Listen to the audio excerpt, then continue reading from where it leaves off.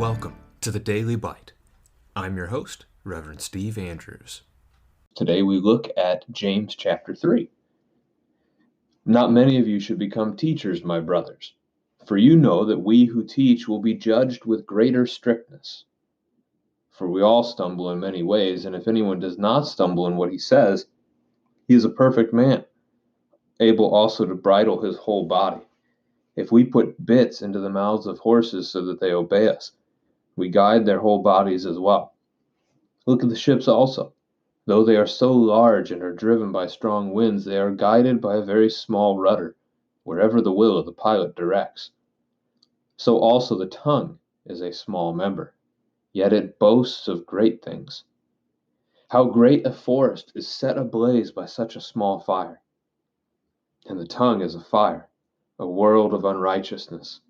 The tongue is set among our members, staining the whole body, setting on fire the entire course of life, and set on fire by hell. For every kind of beast and bird, of reptile and sea creature can be tamed and has been tamed by mankind, but no human being can tame the tongue. It is a restless evil full of deadly poison. With it we bless our Lord and Father, and with it we curse people who are made in the likeness of God. From the same mouth come blessing and cursing. My brothers, these things ought not be so. Does a spring pour forth from the same opening both fresh and salt water? Can a fig tree, my brothers, bear olives, or a grapevine produce figs? Neither can a salt pond yield fresh water. Who is wise and understanding among you? By his good conduct let him show his works in the meekness of wisdom. But if you have bitter jealousy and selfish ambition in your hearts, do not boast and be false to the truth. This is not the wealth of wisdom that comes down from above, but is earthly, unspiritual, demonic. For where jealousy and selfish ambition exist, there will be disorder and every vile practice.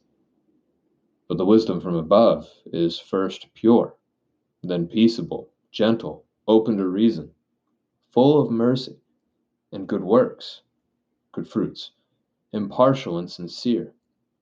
And a harvest of righteousness is shown in peace by those who make peace. This is the word of the Lord. Now we remember that this is contained as part of a letter. Chapter 3 is not isolated from the rest of the book of James. And so just before in chapter 2, we have this conversation about how faith and works are not to be separated. They are to be viewed as a whole. They are to be viewed together, just as the body and the soul go together. So a person of faith also does good works. It's what God calls us to be and what God calls us to do.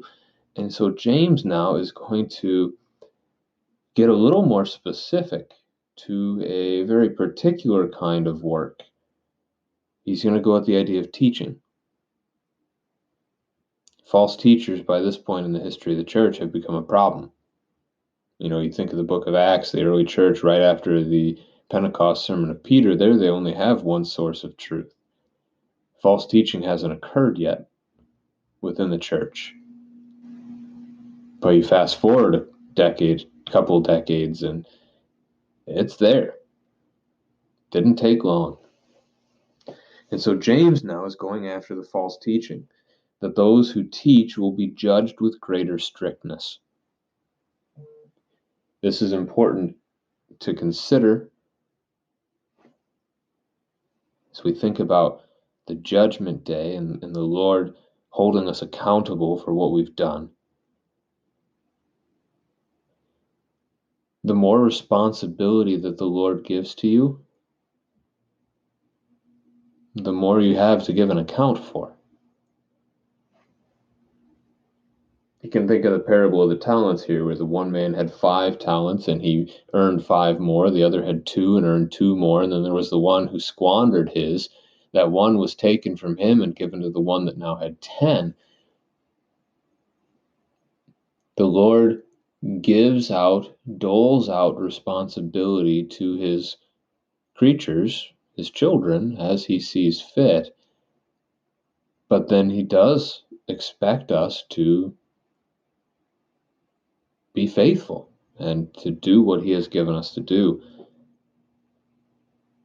The teacher, the one who has that vocation from the Lord, the one who has the responsibility of teaching the faith within the church, is going to be held to that greater strictness, because his words can create all kinds of chaos.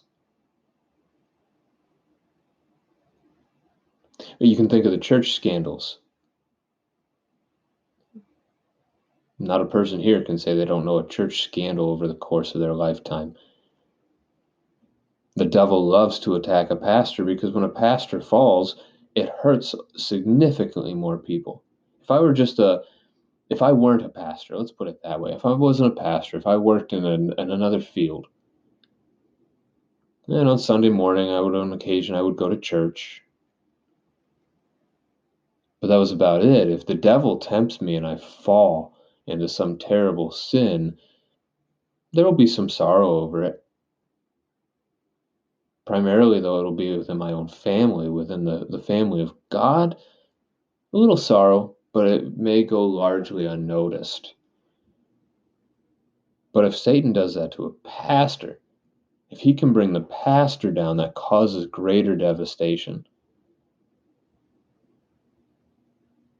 Imagine your own church's pastor being arrested for committing some terrible crime. What would that do to the church? It would certainly have a large impact. And so it is with what the pastor teaches. That's what James is saying in verse 6. The tongue is a fire. The picture, the idea of setting the grass on fire and starting just this huge forest fire. We're always told that. You hear that in the news every year. A forest fire started somewhere in the country by somebody who just had a small flame going. False teaching is just like that. It just takes that little start, and then false teaching can get carried away and can cause a lot of damage to a lot of people and a lot of communities. And again, we've seen that over the course of the last 2,000 years in the church. So you've got the illustration at the end of the first paragraph, this idea that the tongue can steer the body just like a rudder steers a ship, or the bridle, the bit going into the mouth of the horse as you pull the reins can allow you to turn the horse. That small piece can turn the whole thing. So your tongue can turn the whole body. So some profound imagery here from James that makes it a little easier to talk about some of these things because we can grasp these pictures. No human being can tame the tongue, verse 8. We can't stop sinning. And there is some good here, right? Verse 9, we bless the Lord, we also curse with it. This is going to get you into a conversation as a family. What should we be doing with our tongue? Right? God has given it to you. Why? What can you do with it? What is the proper use? It's not setting things ablaze. So what is good? What is faithful? Talk about those things together. Another illustration, the fresh and salt water, a fig tree that bears olives, a grapevine that bears figs. These things don't happen. These things can't coexist in that way. So again, our tongue, our speech should not be like this either. Your faith ought not pour out wickedness, but instead it should speak clearly the word and the truth of the Lord. It should speak blessing, not curse. Now, as this moves into the last paragraph of the text for the day, again it continues. Who is wise and understanding among you? This isn't a new subject. This is a continuation of this illustration of the teaching and of the faith and the works remaining together. Really, the teaching was a subset. It was an illustration. It was an example filled with illustrations. But the verse 13 then takes us back to chapter 2. Let your good conduct show your works. So faith and works going together hand in hand. So who is wise and understanding? Do these things. Live this way. Meekness of wisdom. It's an interesting phrase.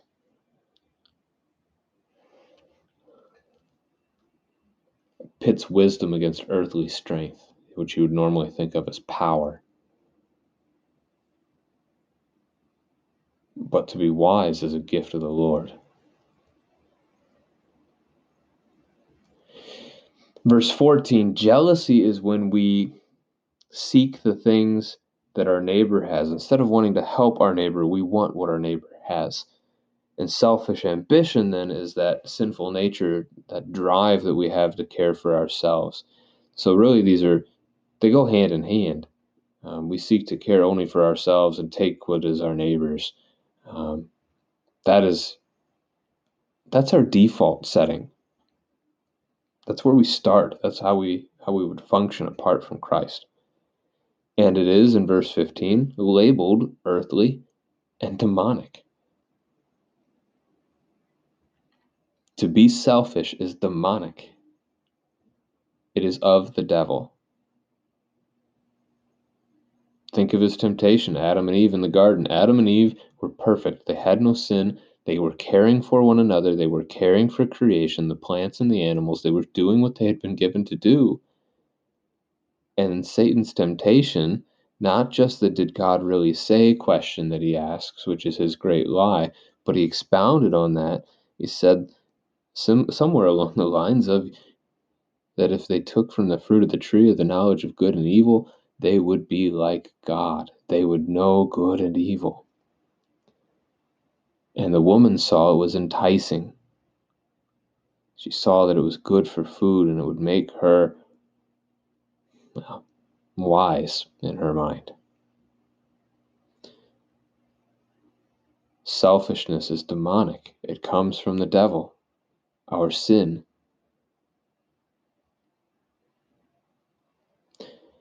In contrast, wisdom is from above. It comes from the Lord, and there are 8 characteristics given to it. It is pure. That means it is all good.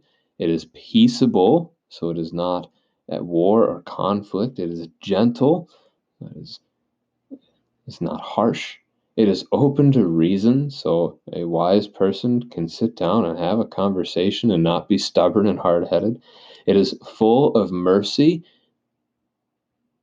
and good fruits, so we care for others. It is impartial. We don't take sides. We don't show favoritism. That was earlier in this epistle. And then 8th, it is sincere. It is true. Verse 18, the close of the chapter, is really a tricky verse. Just trying to unpack it. A harvest of righteousness is sown in peace by those who make peace. A harvest of righteousness is sown in peace. So here we have the idea of the harvest. That's what you get at the end of the process. And the harvest is of righteousness. It's of good things. A harvest of good comes by sowing peace. It comes by you as a person of peace, as having wisdom from the Lord and peace from the Lord, reconciled by Jesus. Your sin is defeated. Your death is defeated. You are part of God's family and kingdom. You are at peace. So you are now sowing in peace. You are doing good works on behalf of your neighbor so that sometime down the road there will be a harvest of righteousness. That what you have planted, the seeds that you have planted in the lives of the people around you with your good works, in hopes that those will eventually someday be beneficial to your neighbor in bringing them to faith.